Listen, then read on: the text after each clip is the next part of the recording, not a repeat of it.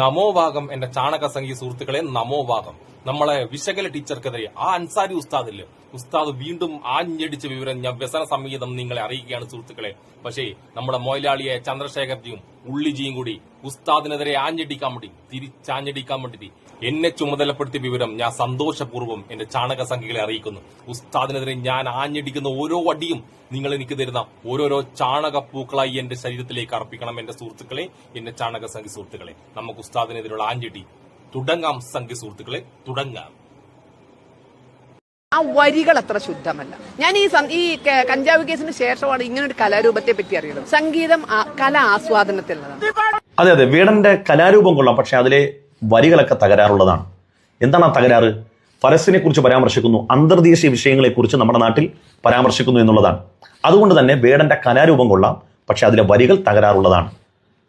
മാത്രമല്ല, റാപ്പ് സംഗീതം അടക്കമുള്ള കലാരൂപങ്ങളെക്കുറിച്ച് സമീപകാലത്താണ് ശശികല ടീച്ചർ അറിഞ്ഞത് എന്ന് അവർ സുവ്യക്തം പറഞ്ഞിട്ടുണ്ട്.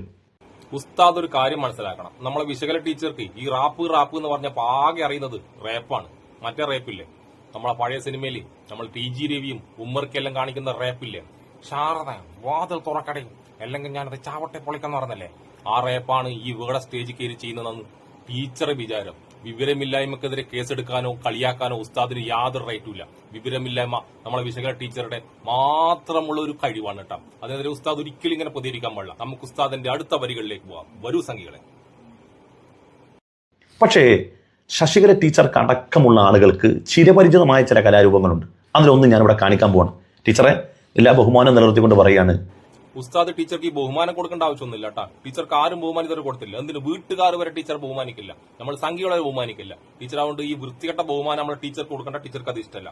അടുത്ത വീഡിയോയിലേക്ക് കടക്കാം, വരൂ. ശശികല ടീച്ചർ പറഞ്ഞത് എനിക്ക് യോജിപ്പാണ്. വേടന്റെ കലാരൂപം നല്ല കലാരൂപം തന്നെയാണ്, പക്ഷേ വരികളിൽ എന്തൊക്കെയോ തകരാറുണ്ട്.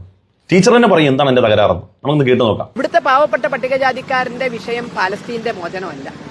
ആ പാലസ്തീന്റെ പതാക ഉയർത്തിക്കൊണ്ട് പാലസ്തീന് വേണ്ടി സംസാരിച്ചു. അദ്ദേഹത്തിന്റെ കലയൊക്കെ വളരെ നല്ലതാണ്, പക്ഷെ വരികൾ എന്തോ അത്ര എനിക്ക് തോന്നുന്നില്ല അത് രാജ്യത്തിന്റെ ഐക്യത്തിനും അഖണ്ഡതയ്ക്കും ഭൂഷണമാണ്. ഓൻ പാലസ്തീനെ പറ്റി മിണ്ടണ്ട. ഓന് വേണമെങ്കിൽ പാകിസ്ഥാനെ കുറിച്ച് പറയാലോ. ടീച്ചർക്ക് ഏറ്റവും ഇഷ്ടമുള്ള രാജ്യം ഏതാ?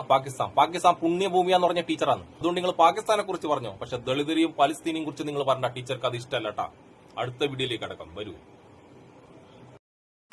അതെ അതെ, വേടന്റെ കലാരൂപം കൊള്ളാം, പക്ഷെ അതിലെ വരികളൊക്കെ തകരാറുള്ളതാണ്. എന്താണ് ആ തകരാറ്?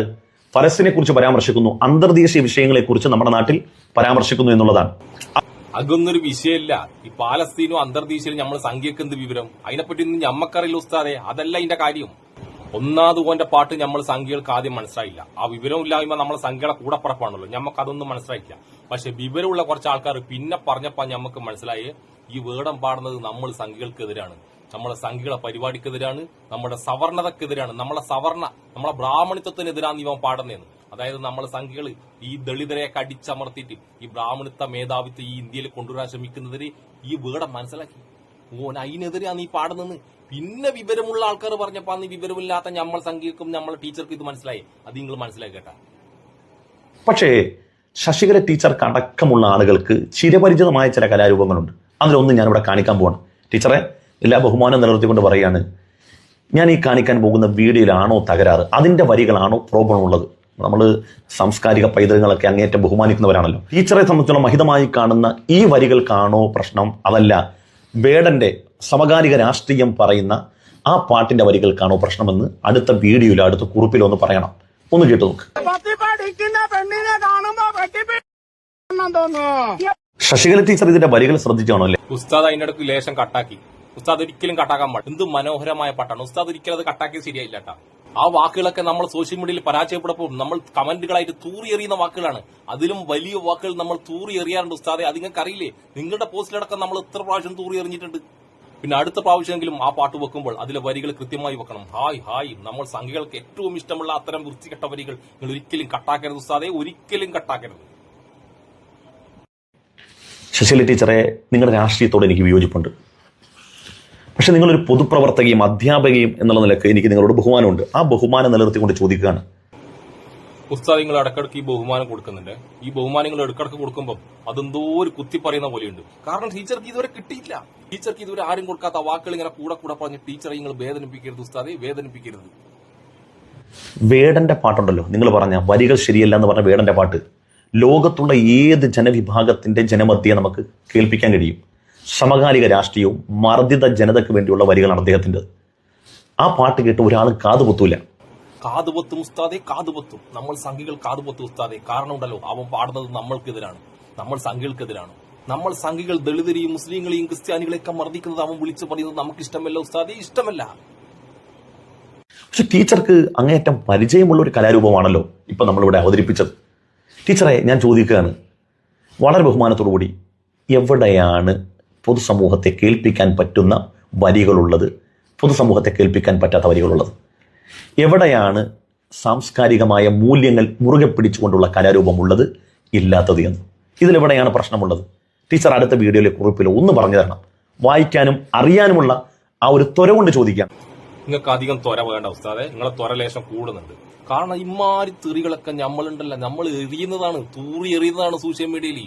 ഇനി എറിഞ്ഞുകൊണ്ടിരിക്കും. അതുകൊണ്ട് അമ്മാരി വൃത്തിയട്ട വാക്കുകളൊന്നല്ല നമ്മളെ വിഷയം.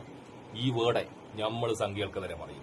നമ്മളുടെ സവർണ മേധാവിത്വത്തിനെയും ബ്രാഹ്മണത്വത്തിനെതിരെ പറയുന്നു. അതുകൊണ്ട് നമ്മൾ അതിനെ തകർത്തിരിക്കും. ബാക്കി നമുക്ക് ഒരു വിഷയമല്ല. നിങ്ങൾ ഈ പറഞ്ഞ പാലസ്തീനോ അന്തർദേശവും നമുക്കൊന്നും അറിയില്ല. അതിനെപ്പറ്റി നമുക്ക് വിവരമില്ല. നമ്മളെ വാട്സപ്പ് യൂണിവേഴ്സിറ്റിയിൽ അതിനെപ്പറ്റി പറഞ്ഞിട്ടില്ല. അതുകൊണ്ട് ഉസ്താദ് അധികം കളിക്കണ്ട. ഉസ്താദ് അധികം കളിച്ചാൽ ഉസ്താദിന്റെ പോസ്റ്റിലും നമ്മൾ തൂറി എറിയും. ഇരുന്ന് തൂറും, നിന്ന് തൂറും. ഉസ്താദെ ഔട്ട്. ഉസ്താദ് അധികം കളിക്കണ്ടട്ടാ. ഉസ്താദ് സൂക്ഷിച്ച ഉസ്താദിന് നല്ലത്. അപ്പോൾ ഉസ്താദിനും ഉസ്താദിന്റെ കൂട്ടുകാർക്ക് എല്ലാവർക്കും എന്റെ സുലാം.